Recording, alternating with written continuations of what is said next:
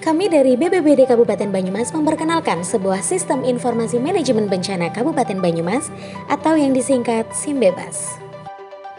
SIMBebas adalah sebuah sistem yang dibuat untuk memudahkan dan mempercepat proses penanggulangan bencana di Kabupaten Banyumas. SIMBebas ini sendiri terdiri dari beberapa menu, antara lain dashboard, master barang, pusdalop, assessment, verifikator, tindakan TRC, lokpal cepat, gudang lokpal, pemberian bantuan langsung, konstruksi, alat berat, ditangani dinas lain, dan analisa bencana.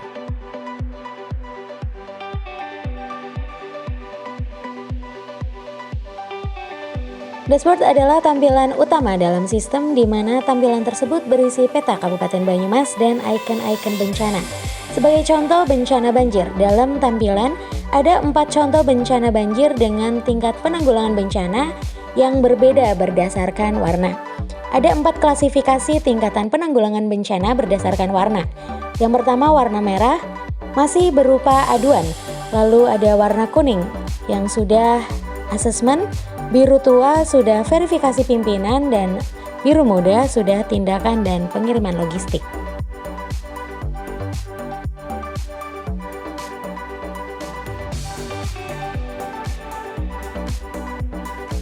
Selanjutnya masuk ke menu yang kedua, yaitu menu master barang. Menu master barang berisi tentang data dasar untuk aplikasi SIMBebas ini, antara lain sumber dana, berisi dari mana asal pendanaan barang tersebut. Satuan berisi tentang satuan atau kemasan barang. Nama barang berisi tentang barang apa saja yang terdapat di BPBD yang terkait dengan kebencanaan. Lalu ada jenis barang berisi tentang jenis bencana secara global. Subjenis bencana berisi tentang spesifikasi bencana.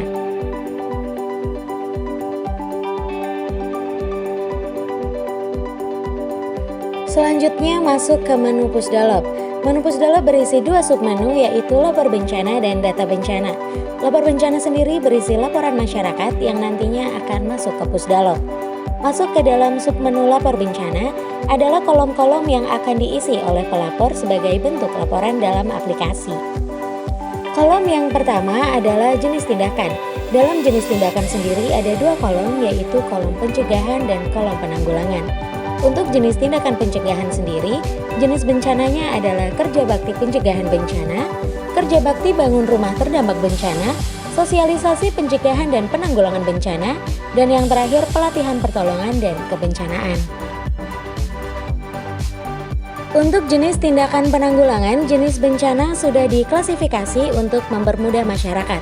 Sebagai contoh banjir bandang, longsor bahu jalan, dan angin puting beliung. Dalam kolom isi laporan, berisi laporan kejadian bencana yang dilaporkan oleh masyarakat. Di kolom titik lokasi terjadinya bencana, disediakan peta yang sudah terkoneksi dengan Google Map. Dalam peta terdapat kolom pencarian yang mana subpoin ini mempermudah kita untuk mencari titik lokasi bencana. Setelah kita klik di peta, maka secara otomatis akan muncul lokasi titik tersebut di kolom bawah sampai kolom koordinat. Lalu terdapat kolom pelapor dan nomor telepon sebagai bentuk pertanggungjawaban dari pelapor itu sendiri. Selanjutnya file gambar. Pelapor juga akan mengirimkan dokumentasi yang bisa diupload untuk ditampilkan di aplikasi. Untuk kolom keterangan diisi keterangan dari dokumentasi tersebut. Jika sudah diisi secara lengkap, maka bisa diklik di kolom simpan. Kembali ke item pusdalop. Untuk poin kedua yaitu data bencana. Data bencana berisi data-data yang sudah diinput dari kolom lapor bencana. Untuk data-data terbaru atau data yang baru diinput akan selalu berada di atas. Dalam tampilan poin data bencana ada beberapa laporan bencana. Di sebelah kanan terdapat tombol-tombol dengan berbagai fungsi berdasarkan warna. Warna merah dengan gambar gembok menandakan laporan tersebut sudah di-asesmen. Untuk warna hijau berfungsi untuk melihat tingkatan proses penanggulangan bencana.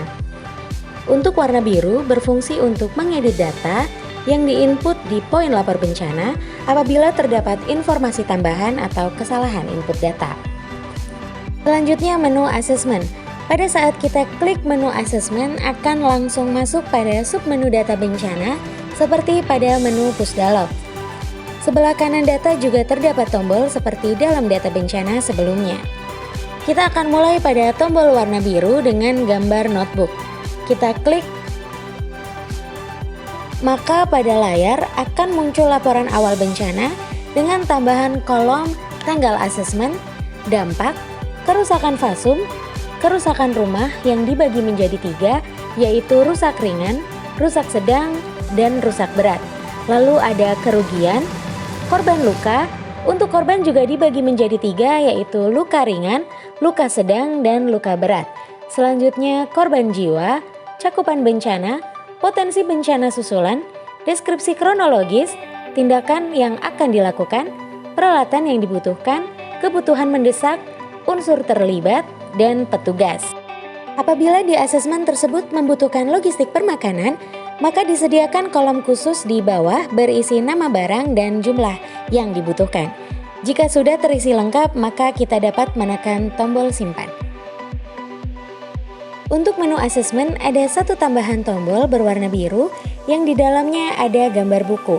Tombol tersebut berfungsi sebagai input data korban bencana. Setelah tombol biru kita klik, maka akan muncul tampilan seperti di layar untuk bencana yang ada pengungsinya. Muncul beberapa kolom untuk keterangan para pengungsi tersebut dari kecamatan, desa, serta RT RW pengungsi.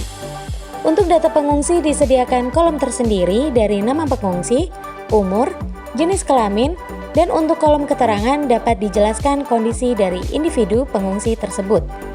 Jika sudah terisi lengkap, maka kita dapat menekan tombol simpan. Selanjutnya menu verifikator. Setelah kita klik akan muncul data bencana. Tombol yang terdapat di tampilan verifikator juga hampir sama dengan tampilan sebelumnya. Kita klik tombol verifikasi, maka muncul data bencana dari asesmen yang sudah dilakukan. Hanya ditambahkan kolom rekomendasi dari pimpinan. Di bawah kolom rekomendasi terdapat kolom bantuan yang diusulkan oleh asesor. Di sini pimpinan dapat menambahkan, mengurangi, atau menyetujui bantuan yang akan diberikan. Di bawahnya ada kolom-kolom tindakan yang dipilih oleh pimpinan, yaitu tindakan TRC, bantuan langsung, penanganan konstruksi, alat berat, dan ditangani dinas lain. Dalam poin ini, pimpinan dapat memilih satu item atau lebih. Jika sudah, dapat diklik verifikasi dan simpan.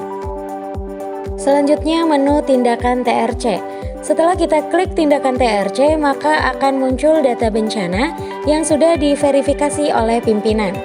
Pada submenu ini kita akan klik tombol biru di sebelah kanan, lalu akan muncul kolom tambahan seperti risalah, penanggung jawab, dan jenis bantuan. Di sini juga terdapat kolom file gambar untuk upload dokumentasi di lapangan. Kolom keterangan berisi keterangan dokumentasi tersebut. Jika sudah terisi lengkap, maka dapat klik tombol simpan. Selanjutnya menu logfile cepat. Logfile cepat yaitu tindakan atau pendistribusian yang harus segera dilakukan karena keadaan bencana yang mendesak. Selanjutnya menu gudang logfile. Gudang logfile terdiri dari 3 submenu, yaitu pemasukan, pengeluaran, dan scan barcode. Kita mulai dari pemasukan. Setelah kita klik, maka akan muncul data yang sudah dimasukkan. Ini adalah data yang sudah kami entry. Yang pertama ada kategori yang menandakan bahwa ini barang natura, non-natura, atau material. Lalu nama barang, sumber dana, selanjutnya ada tanggal expired. Di tanggal expired ini penataannya sudah menggunakan sistem FIFO, first in, first out. Yaitu barang dengan tanggal expired lebih dekat, maka akan dikeluarkan terlebih dahulu. Lalu quantity atau jumlah banyaknya barang. Satuan berisi satuan-satuan barang. Kode rak untuk menunjukkan lokasi penyimpanan barang. Barcode berisi tentang kode masing-masing barang. Di bagian paling kanan ada point action yang di dalamnya ada tombol hijau dan merah, yang mana tombol hijau pada saat kita klik akan muncul data barang tersebut. Untuk tombol merah digunakan untuk menghapus apabila stok barang sudah habis. Di tampilan gudang lokal submenu pemasukan, ada tombol hijau dengan tanda plus. Lalu kita klik, fungsinya adalah untuk mengentry barang atau memasukkan barang. Di dalamnya ada kolom-kolom antara lain nama barang, quantity, sumber barang, tanggal expired, dan kode posisi barang. Jika sudah terisi lengkap, maka dapat klik tombol simpan. Kemudian masuk ke menu gudang lokal submenu pengeluaran. Setelah kita klik pengeluaran, maka akan muncul data bencana dan terdapat tombol-tombol yang sama seperti sebelumnya. Kita klik di tombol siapkan bantuan, akan muncul data bencana sebelumnya dan ada tambahan data barang yang dibutuhkan. Di data barang yang dibutuhkan ada beberapa kolom antara lain nama barang, kebutuhan, total atau quantity, dan keterangan. Di bawahnya ada list data barang yang menunjukkan sumber barang, stok gudang, tanggal expired, dan kode rak. Lalu jika sudah diisi lengkap, dapat diklik di kolom barang siap dan simpan.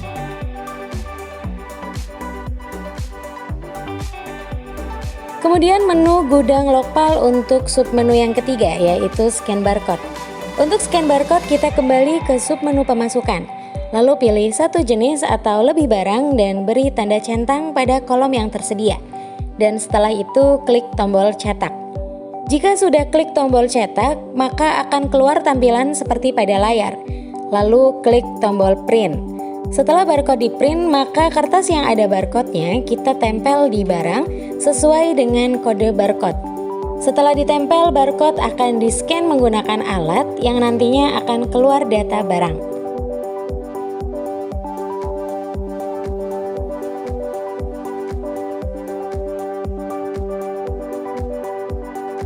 Selanjutnya masuk ke menu pemberian bantuan langsung. Saat kita masuk ke menu pemberian bantuan langsung, akan muncul data bencana. Lalu kita klik tombol biru dan akan muncul informasi bencana seperti biasa. Ada tambahan kolom risalah, penanggung jawab, dan jenis bantuan. Jenis barang di menu pemberian bantuan langsung yaitu barang yang tidak masuk dalam stok barang gudang, seperti semen, kayu kaso, dan lainnya, yang langsung diberikan kepada korban berdasarkan verifikasi atau perintah pimpinan langsung. Terdapat juga file gambar untuk upload dokumentasi dan kolom keterangan untuk menjelaskan dokumentasi tersebut. Jika sudah terisi semua, maka dapat klik tombol simpan. Kemudian menu konstruksi. Saat kita klik menu konstruksi, maka akan langsung muncul data bencana. Kita klik tombol biru pada kolom action dan akan muncul tampilan data bencana. Serta pada kolom risalah berisi tentang pergerakan pengerjaan dari awal sampai dengan akhir. Dan untuk kolom penanggung jawab berisi tentang perusahaan atau penyedia jasa konstruksi. Serta kolom jenis bantuan berisi tentang jenis bantuan yang diberikan. Seperti biasa ada kolom file gambar untuk upload dokumentasi. Kolom keterangan untuk menjelaskan pergerakan penanganan sesuai dengan gambar yang diupload.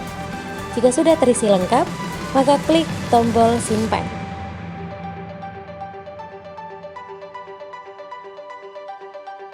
Kemudian menu alat berat. Saat kita masuk ke menu alat berat, maka akan langsung muncul data bencana.